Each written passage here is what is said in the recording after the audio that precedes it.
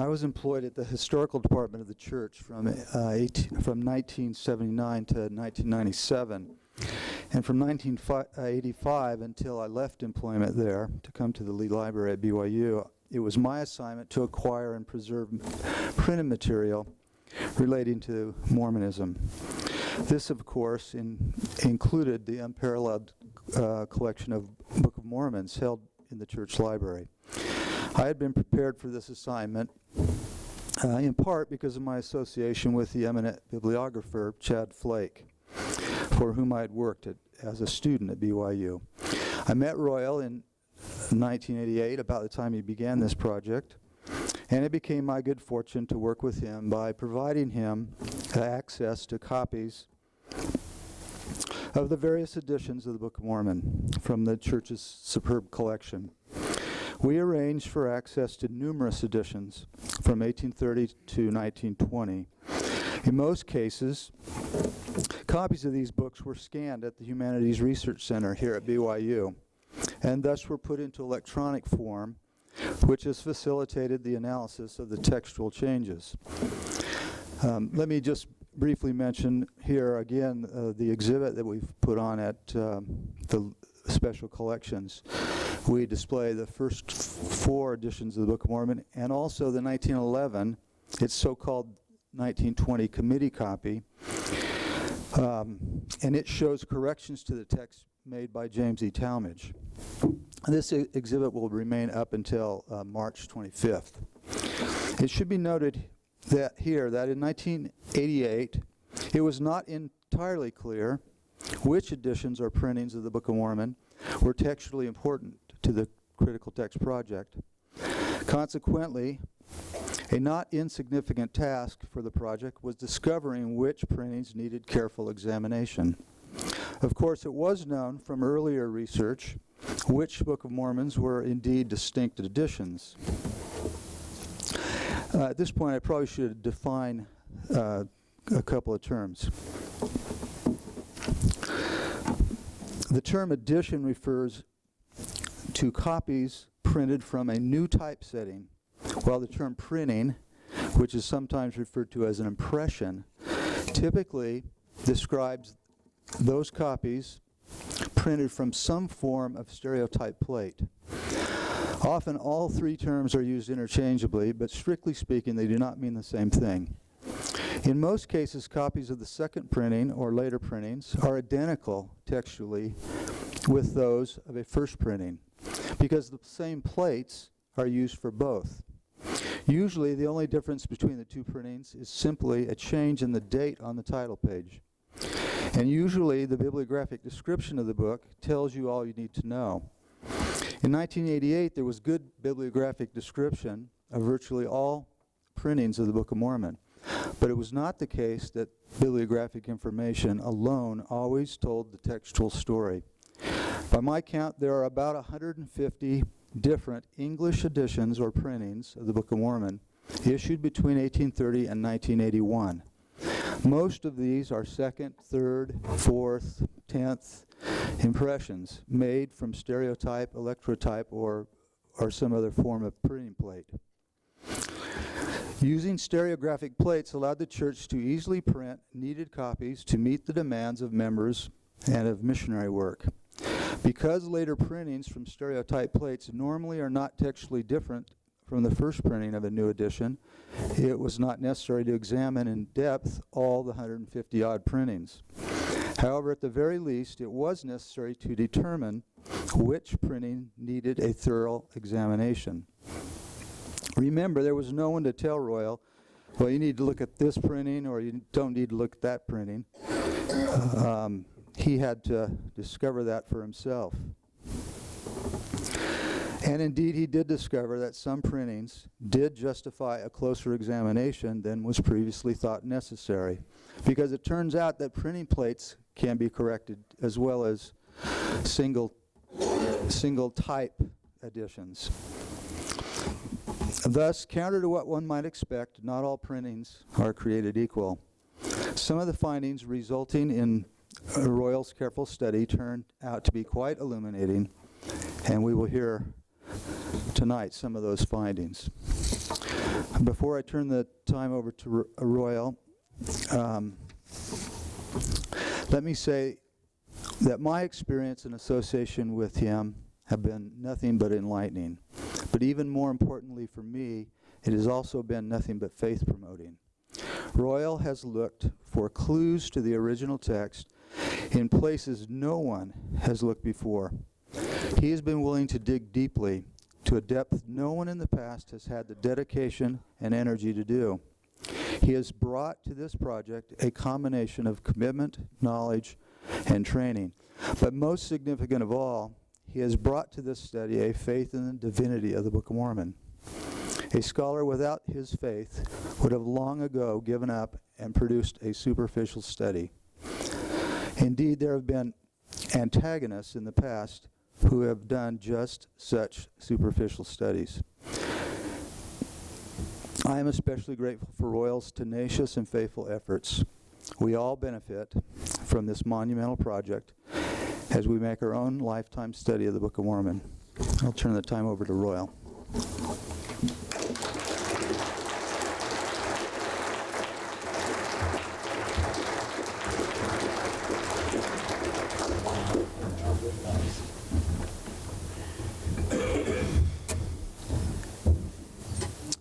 Okay, so tonight we're going to be talking about the editions of the Book of Mormon. And in general, we will be talking about editions, as Larry mentioned the term. But there are some printings with changes that are quite important.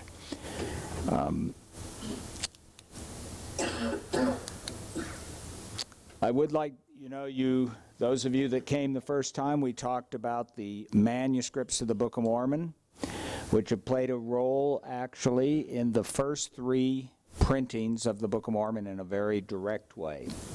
Today we will talk about the printed editions, and next time we will actually get into the text of the Book of Mormon itself and some very surprising results from the Critical Text Project. And many of us have mentioned already the exhibit that is in the library. I recommend that you go see it. You can also see quite a few artifacts, stages in the Critical Text Project and things which have been discovered. Okay. Let me also point out before we move on further, there are two items that were not out there with the bookstore's sale last week, but you might be interested in. One of them is called Uncovering the Original Text of the Book of Mormon. And many of the slides you saw last time showing the manuscripts and the conservation of them and so forth are all contained within this. And they've brought copies tonight. You might be interested in those. The other item that I would like to point out is that when Volume 4, the first part of it in 2004 was published, this is the analysis of textual variants. It's the first big maroon book here. Several scholars did reviews of this project, and if you're interested in getting their ideas of the importance of this project, I would recommend this as well. It's an issue of Book of Mormon studies. Okay, so there are three basic aspects that we want to look at tonight. First, we're going to look at the LDS textual tradition. And then the RLDS, the RLDS Church is now called the Community of Christ, but all of the editions were published while they were known as the Reorganized Church of Jesus Christ of Latter-day Saints, so I'm going to use the RLDS term. And then we're going to talk about modern trade editions, Books of Mormon that are being published basically in the last decade or so. That are being published independently of either of these churches. So the LDS textual tradition. we first look at the three editions that were first published, the 1830 in Palmyra, 1837 in Kirtland, and Nauvoo 1840. I might point out that the Nauvoo edition, it says Nauvoo on the title page, and that is correct, but it was actually printed in Cincinnati, and Joseph Smith sent Ebenezer Robinson with a marked up copy of the 37 edition, and he worked with the printer there in Cincinnati, and the first printing from the plates they made a stereotype plate there. He took delivery in Cincinnati and used it for distributing the book to Latter-day Saints in the eastern part of the United States, not in Nauvoo. And so in a way, this is, I like to call it the Cincinnati Nauvoo edition because it's actually published in Cincinnati, despite what's on the title page. Then there are three British editions that are going to play an important role. They all list Liverpool. I might point out the last one was actually printed in London. But those three editions are the Latter-day Saint editions, usually identified as such. And the 1841 we sometimes just call the British edition because Joseph Smith is still alive, but really had not much to do with its printing. In the other ones, his involvement was more important, the first three. Since 1852, I would say there are three really important LDS editions from a formatting point of view and an editing point of view. The first one you may be familiar with, and we'll be talking about it a little bit. It was done by Orson Pratt in 1879, and then 1920 edition, which is being really spearheaded by James E. Talmage, although there was a committee and a member of the First Presidency and Apostles. The remaining records seem to indicate that the real active leadership of the work on that edition is Talmage. But a surprising one is this middle one, and we'll talk about that as we get to it. So the 1830 edition, one of the characteristics of it is that it has little grammatical editing. And as you read it, you will see things that might surprise you from a dialectal point of view. It is, in many cases, in non-standard usage. And the printer, or the typesetter, John Gilbert, asked if he shouldn't correct the grammar. And the three brethren that were in charge of it, that was Oliver Cowdery and Hiram Smith and Martin Harris, consulted. And then Martin Harris said, no, set it as it is. The Old Testament is ungrammatical too.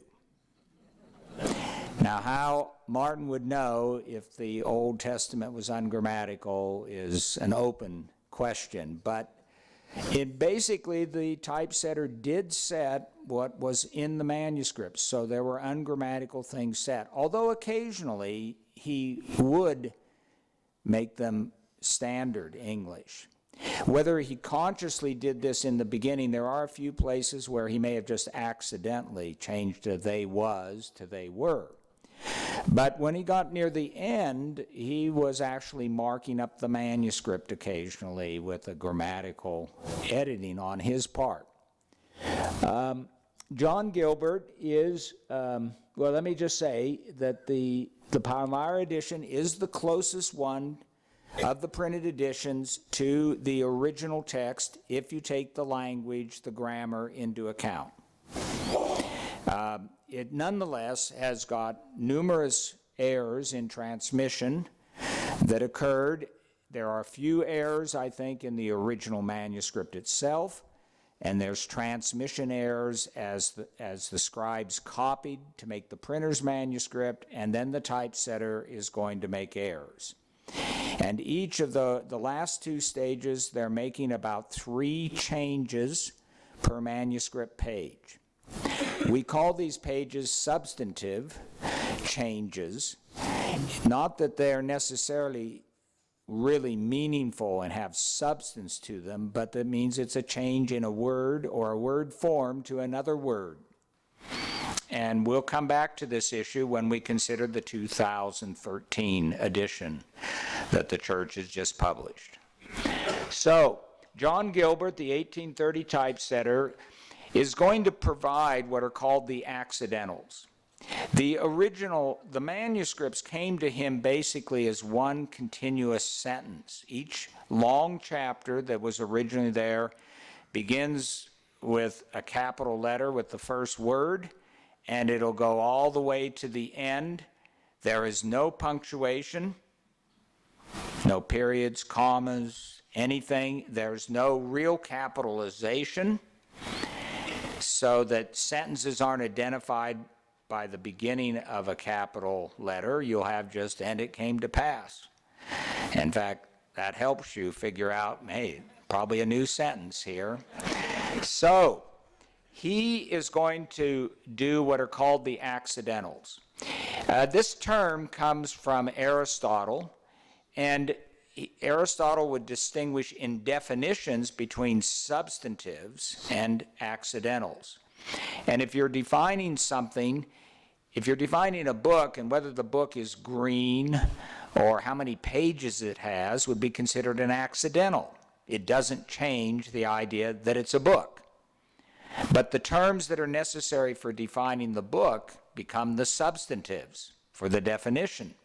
And this has been transferred to textual work, so that if there's a change in a manuscript or an edition, if you add an if you change a present tense to a past tense, you put an ed on the end of a verb, this is a substantive change.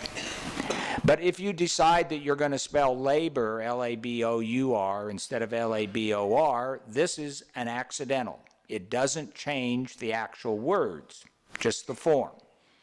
So he gets to decide.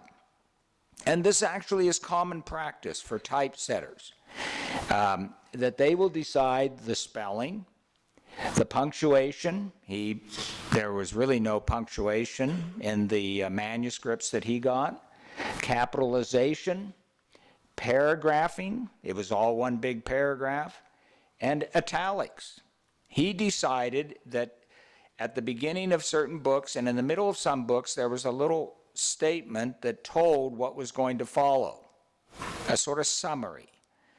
And I call them prefaces, but in any event, he decided to put them in italics. And so that was his decision. I would point out here that some people have said that the scribes used a kind of standard spelling because you could find it somewhere. But this is not the case. The scribes don't have standard spelling. They are making lots of spelling errors, we would call them. They have lots of variation in them. But the typesetter would have had a dictionary that derives from Samuel Johnson's 1755 dictionary. It was a 2-volume, huge work, a masterpiece. And they weren't using his big dictionary, but there were dictionaries that were built upon his. They took all his wonderful citations from literature out, and they just put the definitions. And so there were lots of these dictionaries being published, and every press basically had these. So they would basically set standard spelling. Okay. Now, that's a big introduction, but it'll show up over and over again as we talk about these things. Now, one of the interesting aspects of the 1830 edition is that we have a form of the 1830 which is quite primitive. And these are the Wilford Wood uncut sheets. Now, the 1830 Book of Mormon, this is a facsimile edition, not a real one, so it's not worth stealing. But it would have 16-page sections that they printed. We call them signatures today. In printing, at least, they call them signatures, and they're 16 pages. And to make the Book of Mormon, there were 37 of these, and they would be printed on large sheets that will be folded and prepared so that a group of 1 through 37 would go into a particular copy. And I have brought, to give you an idea of what they would have been printing off.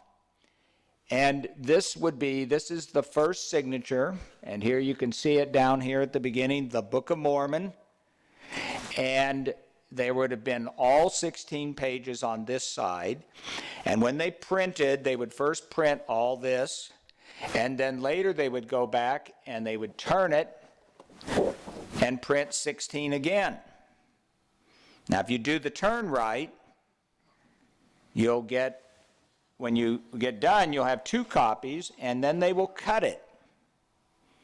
So they will end up with 2 individual copies with the proper 8 on one side and the proper 8 on the other. So when you get done, you have half sheets. And the uncut sheets of Wilford Wood are basically 37 uncut sheets, 1 for each signature.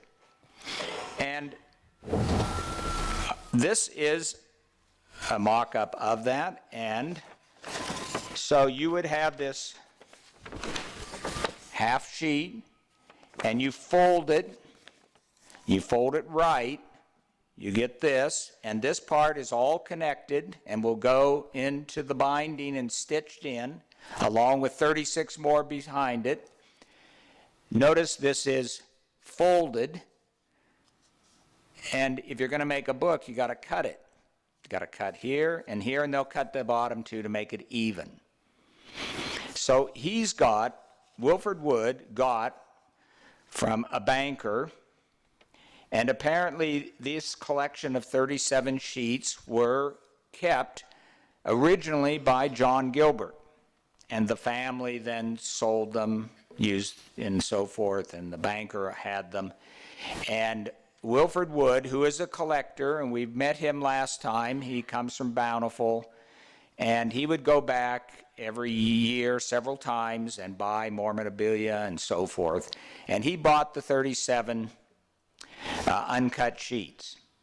So he was probably told, I think, that the collection of these sheets were the first ones that came off the press. This is not the case.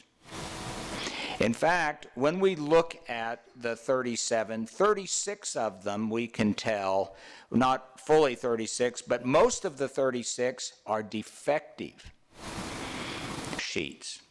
In fact, the one that we have here that we've photographically reproduced from the uncut sheets has got a corner missing. Somehow it had been torn off, and the people doing the press work said, well, we're not going to put that in the Book of Mormon. So they were setting aside bad half sheets. And they decided, I guess, we'll have a collection, of these. So most of those 37 are actually defective. Although if you look at a given copy, most of them are okay. But every so often there's something, it got scraped. They didn't put enough ink on, so you get a whole area that's sort of very weak. And the reason I bring this up is people have accused the 1830 printer of sabotaging the 1830 edition. Now, if you're going to sabotage the edition, do you pull out bad sheets? No, just put them in there. And I've examined very closely over 100 copies, and I have never found any of the kinds of problems that are in the uncut sheets. But Wilford Wood advertised these sheets as being the first ones coming off. This is not true either. They aren't the first sheets, and the reason we can tell is that when they started doing press work, they go through several stages. After they've set the type, they make a few copies, and these are called proof sheets. and that one of the proof sheets goes to one of the scribes, like Oliver Cowdery, and he will check it against his manuscript that he brought in to see if they said it right. Then the typesetter himself will be going through the sheet looking for typos and the accidentals. Did he make mistakes and so forth? And then they will go into the proof and correct it, and they're ready to start the press work. They're going to produce 5,000 impressions. Now, about 10% of the way through, they will stop the press very often. And they're going to make in-press corrections. What is happening is that the typesetter is sitting there and he's deciding to go through it again and see if he can find other errors in his accidentals. And he does, very often. So you have the others you can have when you have a given half sheet like this. It could be, one side of it could be uncorrected and other side corrected. Or both sides are corrected. You don't have the case that they're mixed the other way. But in any event, as we go through them, we find that his have uncorrected and corrected sometimes, and most of the time all corrected.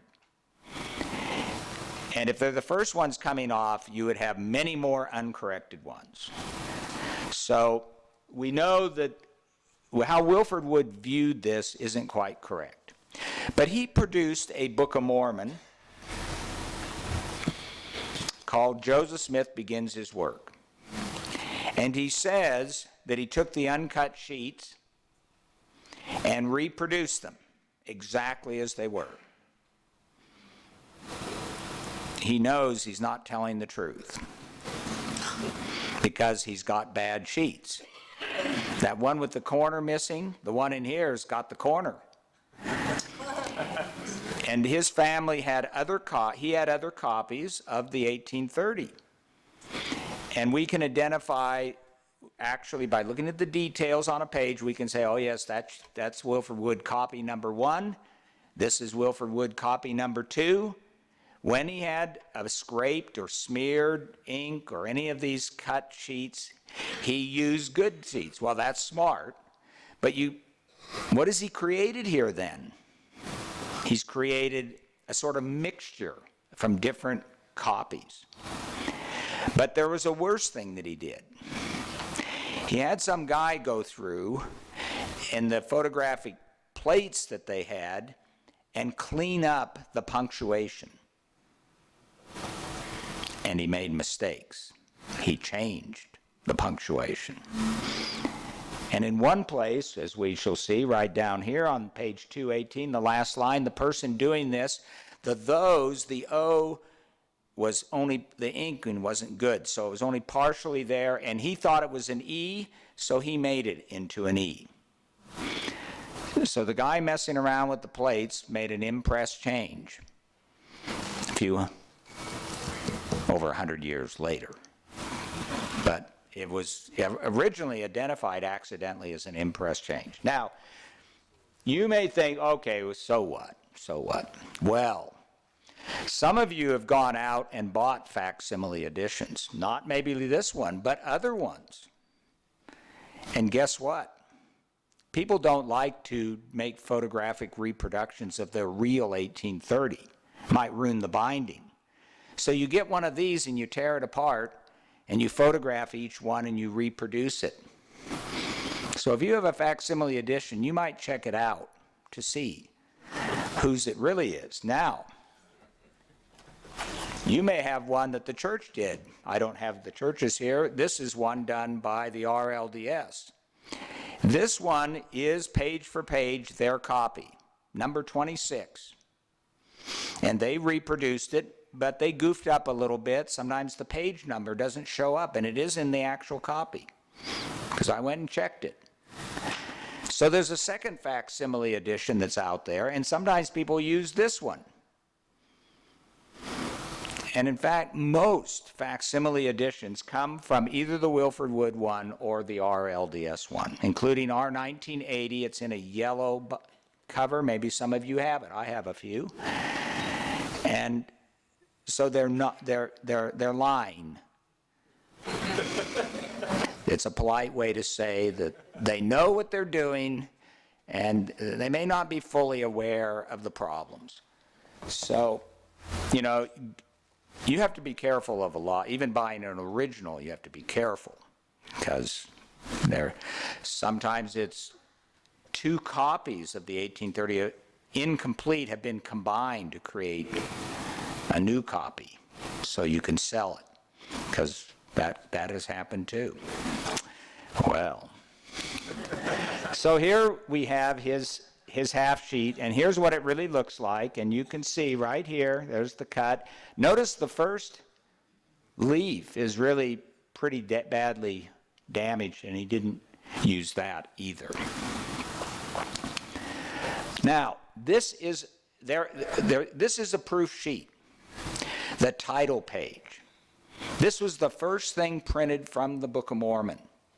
In late August, after they had signed the agreement, Joseph Smith and others went to the press and they set the title page. And this is the proof sheet, one of the proof sheets. And they ran off copies just of the proof sheet, and they handed them out to people. Joseph got one. We don't, as far as I know, we don't have his copy. This was a guy by the name of Harding. Is it Stephen? Yeah, Stephen Harding, right down here. And he later became one of the territorial governors of Utah. He was there. A lot of important people there that day. And but in 1847, he gave his copy to Brigham Young, to the church. And so we have, this, as far as I know, the only one that exists of this. And I have marked in here, though, typos, Junior, and some of these are just obvious typos. And you'll also notice that what we call the leading, or the spacing, is going to be different when they actually get done with the 1830, when they're going to run it off. And so the next one shows that. And that's the way it really looks. And this is a rather nice copy that's in coming from Southern Methodist University. And they have one on a CD, and it's really clean. They went page by page. I think it's the best one that I've seen, but I have not examined the actual copy. So I just give you a warning. If you really want to make sure, you got to go look at the actual copy and compare it. But it is a pretty good one that exists. Okay. Oops, I don't want that.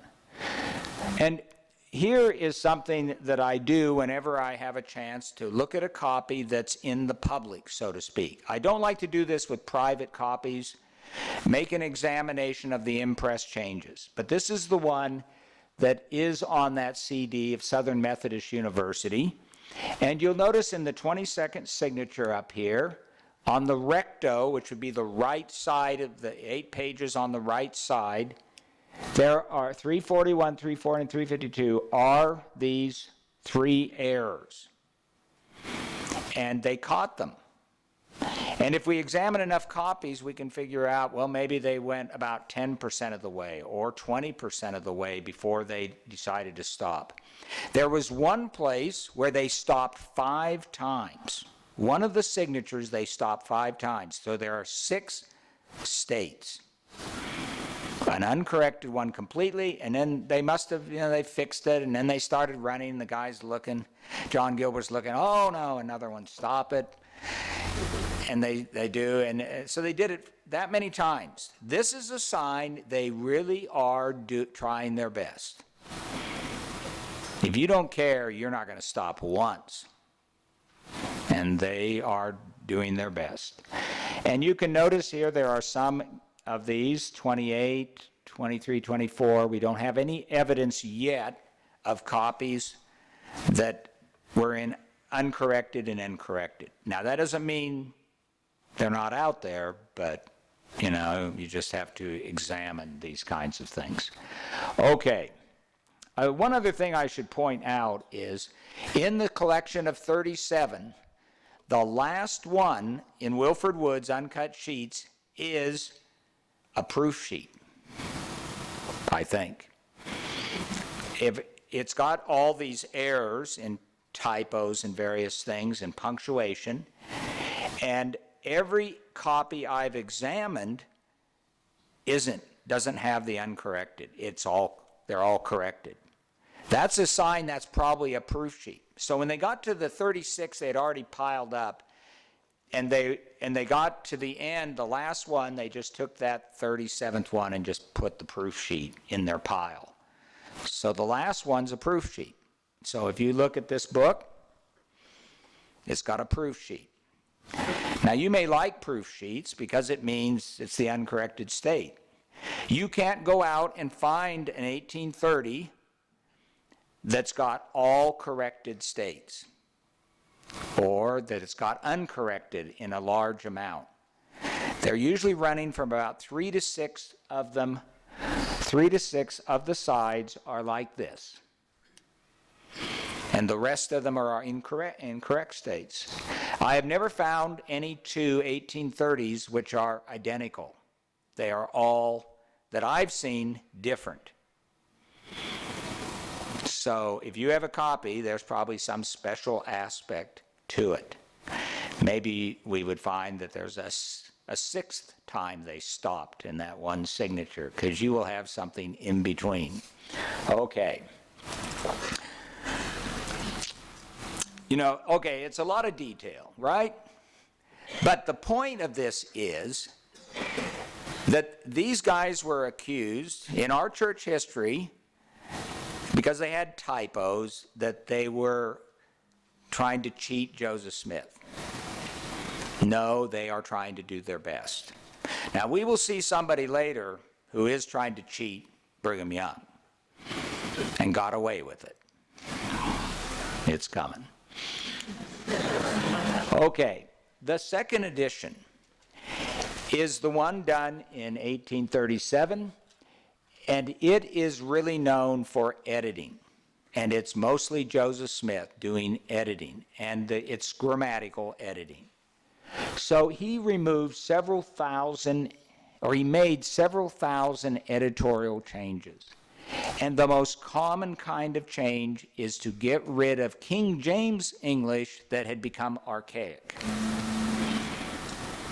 And the most common one of all is 952 times that he changed which to who or whom. There are a few he changed to that, but that was not too often. So the most famous one would be Our Father which art in heaven in 3rd Nephi. And it's which in the 1830, but in the 1837, it's who. So we get two forms, a corrected one in grammar and other. He did this 952 times. But when he got down to, when he was doing this, when he got to 2nd Nephi 18, he stopped doing it for a while. It's probably because he was in the Isaiah portions, and Isaiah is King James, so he was more willing to accept it. And as soon as he got through 24, 2nd Nephi 24, he's into 25, he kept the witches all the way to Jacob 5. Didn't change any of them except a couple that were brought out quite clearly that he ought to. But so you end up with a mix. His editing is not consistent. One of the things that we note, he was going along when he did this, he was apparently going through the printer's manuscript, reading it out loud, or maybe Oliver had the 1830 copy and they were checking it. And the 1830 copy, Oliver's going to mark up because that's the one they're going to take to the press.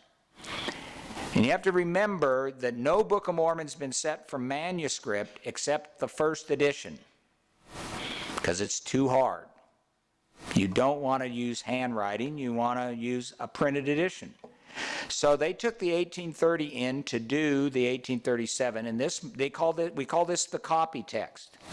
Which edition are you using as your copy, and you're going to mark it up to whatever you're going to do with it. So, but Joseph was going through the printers at this time, the manuscript, because they were checking. And he marked, of those 952, he marked 732 in the manuscript. But some of them aren't. They're just in the 1837. We don't have that 1830 that Oliver was marking up and took to the press. And we usually don't. When the printer gets done, his printer's ink's all over this thing, it's all marked up, they throw them away. Shouldn't. Keep them. We like to see what went on. Because sometimes we're not sure who really made the change in the 1837. If it isn't marked in the printers, is it Oliver? Or is it Joseph telling Oliver to do it? Or is it even the printer? So sometimes we would like to have that copy. Okay. One of the interesting aspects of the 1837 is for about 1st Nephi, Joseph engaged in the text more than with grammar. He made stylistic changes. He stopped doing it, though. And this is characteristic of Joseph Smith. He'll have energy to do something extra for a while, and then he'll quit.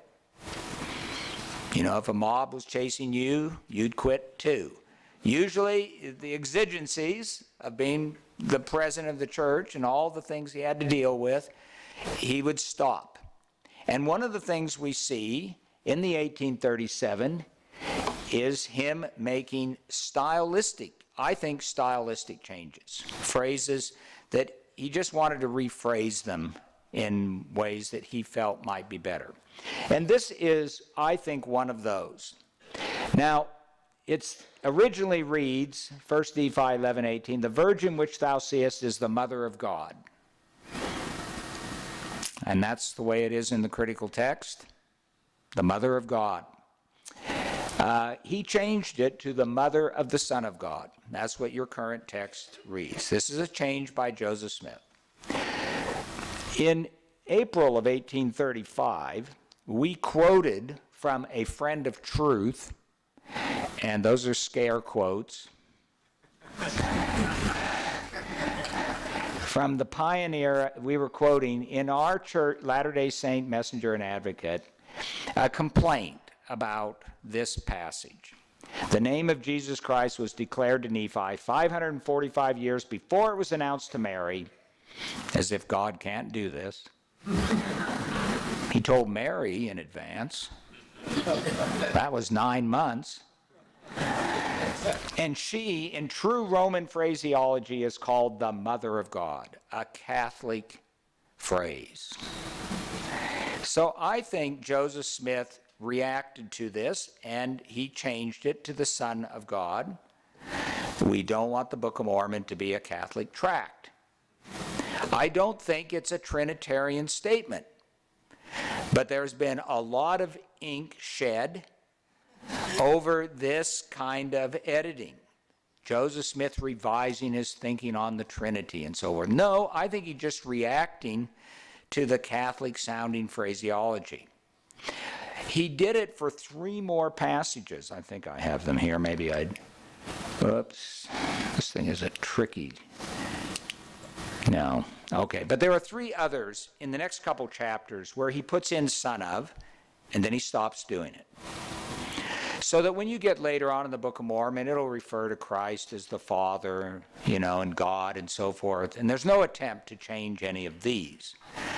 And so I look at it as a stylistic thing. I think it's something that has not been considered, and we need to consider it in terms of interpreting this. It isn't, I don't think, a revision of the Mormon view of the Trinity. Okay. The 1840 edition, as I pointed out, is in Cincinnati and Nauvoo. It's the first stereotyped edition. A stereotype, what they do is they set the type, they make a mold, usually out of paper mache in those days. You can correct me, Larry. And they'd have this mold, and then they pour lead. For each page they do this, and they'll create a single piece of lead for the whole page. And that's a stereotype. They can correct these by gouging out the lead and putting actual type in. If you're going to do that, do it while you're in the original printing shop so you have type that looks like what you have. If you do it later, you usually don't have the font and you put something else in and it looks, I think, awful is probably the right word. Okay, but they didn't do that here. They didn't correct these plates, and they gave the first printing to Ebenezer Robinson, and then this edition, though, it's important to realize it had some extra editing by Joseph Smith. Not as much as the 1837, but he's still got some editing, and he's going to make two significant changes in the text. Okay, so one of them is in 1 Nephi 20:1, in quoting Isaiah, it referring to, O house of Jacob and so forth, and are come forth out of the waters of Judah. And that's the original that would have been in the 1830 and the 1837. And Ebenezer Robinson said Joseph Smith put this extra phrase in, or out of the waters of baptism. In the 1840 edition, though, it's in parentheses. This is important, it turns out, because I think it's an indication of Joseph Smith saying, this is a comment, this is a marginal note, this is what I think it could be referring to. In any event, we will later see in the 1920 edition, they discovered this reading. Now, we'll talk about the textual tradition. Ours doesn't derive from the 1840, but the 1837. And so we discovered it, Talmage discovered it, and decided he was going to put this in because obviously Joseph Smith, it's something he would have done. It seems like that seems right. And this is this committee copy, a 1911 edition called the 1920 committee copy with Talmage's marking it up. And you will see here that he put in or out of the waters of baptism, and he put the parentheses in at first. But later he came in with a pencil, red pencil, and took out the parentheses. And so if you look in the 1920 edition, the phrase is added, but there's no parentheses. So now people read this and they compare it to their Isaiah and they say, wow, look, the original Isaiah, which is in the Book of Mormon, had a reference to baptism. And oh, some evil Jewish scribe must have removed this only reference to baptism. It was there and they took it out. Now see, with the parentheses, there's some possibility you might think it's extra. But by removing this, it causes difficulty, I think.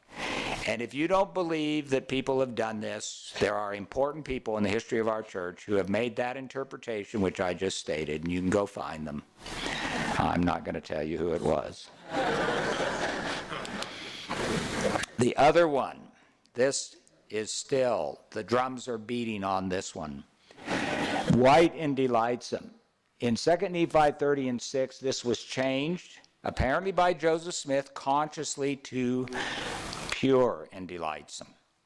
And many generations shall not pass away among them, save they shall be a white and delightsome people, is the way the printer's manuscript reads.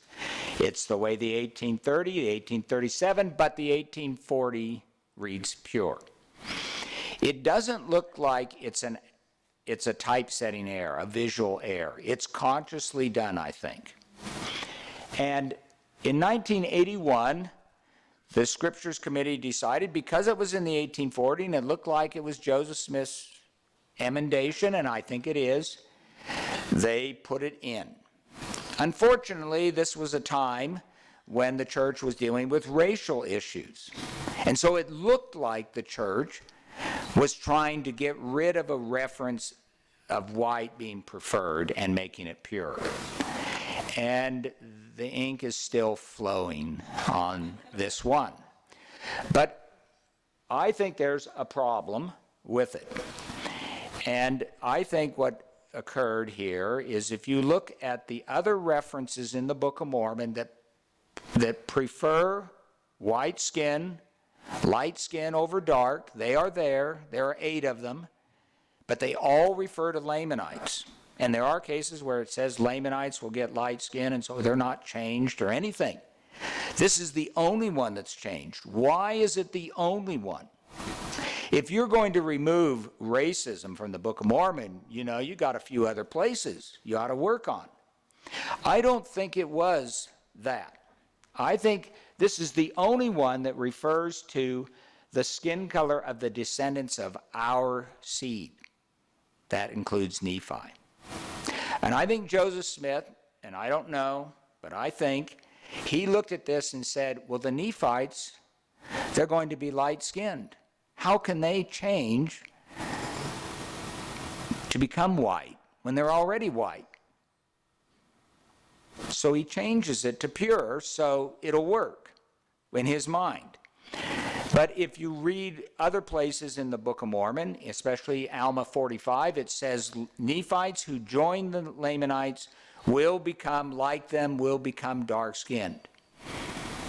So that actually this will work. What you have to deal with is the problem of why he does this one and not on any of the others. This is the only one that refers to Nephites, potentially.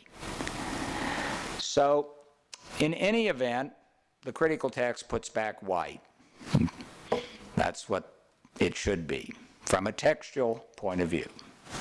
Now, in a real world, we wish it might be different. But the Nephites had this view, especially since they weren't dark-skinned. Okay, we have 2 textual traditions. I've referred just briefly to it. One is the LDS that comes through the 1837. This is because when Brigham Young went to England, he wanted to publish a Book of Mormon there and eventually got permission from Joseph Smith. He took the only Book of Mormon of most recent printing that was available, the 1837. They were working on the 1840 in Cincinnati, but it's in the middle of things, so they can't take the 1840.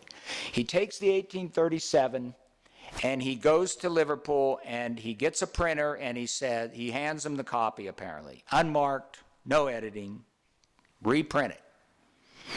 And so the printer in Liverpool is going to do this, and basically with typos and everything, but he is going to reprint it. Then there will be 2 other editions. Orson Pratt in 1849 will do the second one, and he uses as a copy text the 1841 with all those typos, turns out. And I would say a valiant attempt to remove the typos. He tried to consult the 1837 and he got rid of most of them, but there's a few he didn't get, and they're still in your text. The 1840 typesetter is still with us. And then there's a third one, which we'll talk about here in a bit, the 1852 British, done the title page says Liverpool, back it says it was printed in London. Okay. Now, the 1841 British edition, as I said, was directly typed from an unedited 1837. There are no intentional changes to the text. There's no editing. Brigham Young is not an editor. It is the worst typeset edition. If you want to find an edition where you can say these guys were cutting corners, this is the one. It is nicely bound, though. They did some for the Queen. When you see the copies, you think, oh, this is beautiful. And Elder Holland had one at Hiram Smith's. Remember in conference, he was holding it up? That Hiram had turned down the page before he went off to Carthage. It's one of these, and it looks good. And the Church News reported it as the best typeset Book of Mormon, which is not true. It's the worst. They didn't start reading it. Okay? And One of the things you can see, the first signatures, they just stop proofing. There are typos that if you just looked at the thing, you would say, oh my gosh. And they're just so egregious that you have to say they aren't proofing the last several signatures. One of the things Brigham, he got several bids. We even have records of these bids. And these guys that he took said they could do it for 20% less. He took it. And he got about 20% less books. And he didn't know it because a week before the book appeared, the church published to its members that 5,000 copies would be available, but it turns out they only got about 4,100 or so. Because paper is actually the most expensive aspect. The other bids were true bids. These guys, I think, were intending to cheat Brigham Young from the beginning. And Brigham paid as they went, and I guess at the end they counted. But those guys went out of business in 2 years. And we'll see, though, one of the little tricks coming up. So when you have a case of type, you buy the type, and there's certain amounts for English. And you got D's, you got E's, those are pretty common N's and so forth. And other letters are less frequent, so there are fewer of them.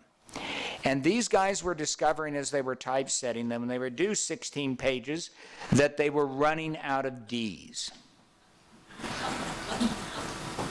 So you could go out and buy some more type, right? But you can't just buy D's. You got to buy the whole thing. So they don't want to do this. They realized they could use upside down P's. And when I first saw these, I thought these are the weirdest D's. And Jonathan Saltzman says, oh, they're just doing upside down P's. Well, let's look at them. Oops, this thing is really tricky, this weapon. So here's what a page looks like, and I have put in yellow places where there are the upside down P's. And you can see this is not just random. They haven't just accidentally mixed their P's and their D's. They're deciding we need some extra D's. Let's pull these P's in. So they're doing it. And but you can search. We'll do it close up. Here it is. See these serifs? These are called serifs. A true D only goes over to the left, but an upside down P goes all the way across. Let's find a P in here. Here, see? All the way across.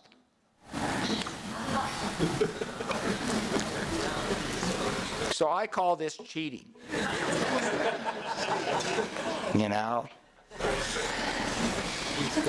They are not trying their best. And they are trying to deceive on the number of copies. I think it's pretty apparent.